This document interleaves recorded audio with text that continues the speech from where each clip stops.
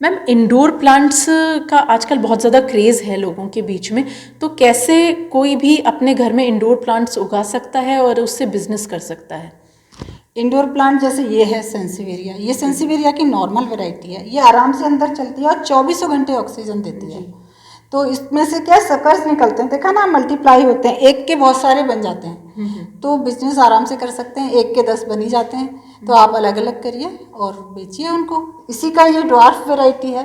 तो आप इस तरह से भी ना, ये जो है इस तरह डेकोरेटिव तरीके से सजा के, ये टेबल प्लांट है, जैसे टेबल पर रख दिया सेंटर में, या ये इसी की ड्वार्फ वैरायटी। ये कभी बड़ा नहीं होगा, ये छोटा ही रहेगा। ये छोटा ही रहेगा। हाँ, तो दिखने में एक सा ही लग रहा है ना। इसे बनाया क्या आपने ही बड़े को छोटा रूप दिया है, या नहीं, ये अपने आप ही ये हम नहीं दे सकते। ये अपने ये आते ही है, ड्वार्फ वैरायटी डेवलप की जाती है। डेवलप की जाती है। हाँ, टिश्यू कल्चर वगैरह से। घर में अगर किसी को इसका बिजनेस शुरू करना हो तो वो कैसे कर सकता है?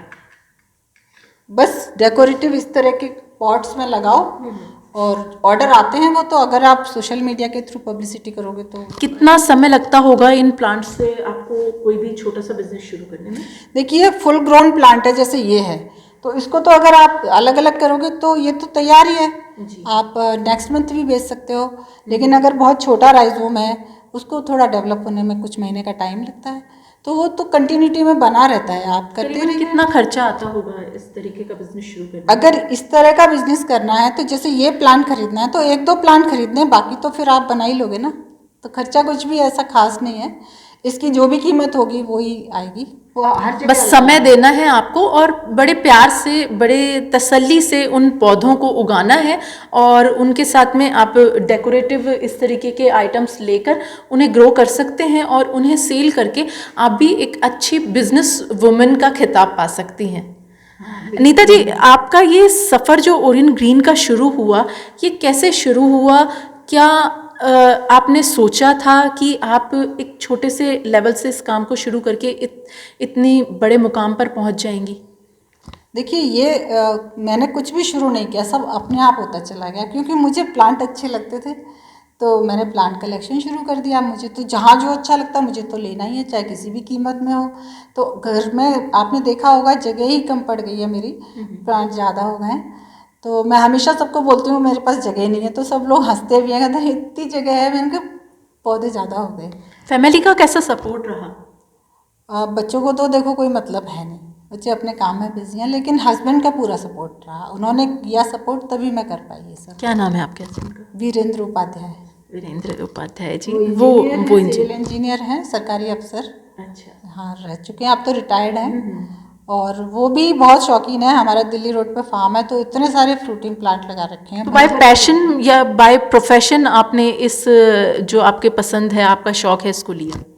देखो, ये पैशन ही है, असल में शौक ही था, मेरी हॉबी थी, जिसको मैंने, मेरा कब प्रोफेशन में कन्वर्ट हो गया मुझे नहीं पता। कि कब लोग मुझे बुलाने लगे और कब मैं सिखाने जाने लगी लोगों को। मैं बाहर भी गई हूँ, ग्वालियर वगैरह भी उन्होंने बुलाया है मुझे, और बाकायदा पे करके बुलाया है, और क्लासेस लिए हैं मैंने। यहाँ भी मैं लगभग 12 साल से क्लासेस चला रही हूँ। कितनी क्लासेस होती होंगी आपकी वीकली? वीकली नहीं होती है, हमारी मंथली क्लास होती है। एक क्लास होती है। एक क्लास में कितने लोग आते हैं? 2-2.5 घंटे की क्लास होती है और अलग अलग टॉपिक होते हैं। वो ज़्यादातर लेडीज़ ही हैं, और वही हैं जो जिनको शौक़ है गार्डनिंग का लेकिन नॉलेज नहीं है, तो वो अपनी नॉलेज इम्प्रूव करने के लिए क्लासेस लेती हैं। और यहाँ पे हमारी क्या, सीड्स में भी ब्रांडिंग है, क्योंकि हम ऑर्गेनिक पे भी काम है मेरा। ट्रेनर हूँ मैं, ऑर्गेनिक फार्मिंग ट्रेनर हूँ। तो आप सबको ये, हमको ये लगता था कि हमें अच्छे सीड्स नहीं मिलते, तो फिर मैंने सीड्स की अपनी ब्रांडिंग की, और आज हमारे ग्रुप को और दूसरे लोगों को भी हम अपने सीड्स प्रोवाइड कराते हैं। सीड्स कैसे तैयार किए जाते हैं? सीड्स तो फसल जो खेतों में ही होते हैं तैयार, लेकिन बेस्ट क्वालिटी की जो फसल होती है उसको सीड्स के लिए अलग रखा जाता है। उसको खाने के लिए बाज़ार में नहीं बेचा जाता, वो सीड्स के लिए ही तैयार होती है, उसकी स्पेशल केयर होती है। हम पौधों की बात करते हैं, हम खेती की बात करते हैं, चाहे वो इंडोर प्लांटिंग हो या आउटडोर प्लांटिंग हो, तो उसमें सबसे अहम हिस्सा होता है खाद का। आप जहां ऑर्गेनिक फार्मिंग से जुड़ी हैं, ऑर्गेनिक खाद यूज़ में लेती हैं, तो कैसे तैयार की जा सकती है घर में रहते हुए ऑर्गेनिक खाद? घर में रहते हुए अगर देखो थोड़े छोटे स्केल पे करना है, अपने पौधे जैसे कुछ गमले ही हैं घर में उनके लिए करना है, तो आप जो किचन वेस्ट होता है उससे कर सकते हो। बहुत इजीली होता है। अगर बालकनी में एक बाल्टी रख दो साइड में और जितना भी किचन वेस्ट है उसमें डालते रहो और मिलाते रहो उसको। और आजकल तो कंपोस्टर भी आ गए हैं पाउडर, वो भी थोड़ा बहुत स्प्रिंकल कर दोगे तो वो बहुत जल्दी से खाद बन जाएगी। उसको वो अमिताभ बच्चन तक उसकी ऐड कर रहे हैं कि ये ब्लैक गोल्ड कहलाता है। तो घर का वेस्ट बाहर नहीं फेंकें, और थैली में बांध के हम बाहर फेंकते हैं तो गाय भी खा जाती है, तो वो मरने के चांसेस हो जाते हैं गाय के, क्योंकि वो थैली भी खा जाती है।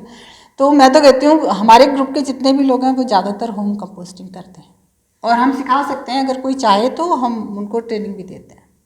होम कंपोस्टिंग, घर के कचरे को, किचन से निकले हुए कचरे को बाहर ना फेंके, वो एक आपके लिए वरदान साबित होगी, आपके लिए भी और आपके घर के पौधों के लिए भी और एनवायरनमेंट के लिए भी।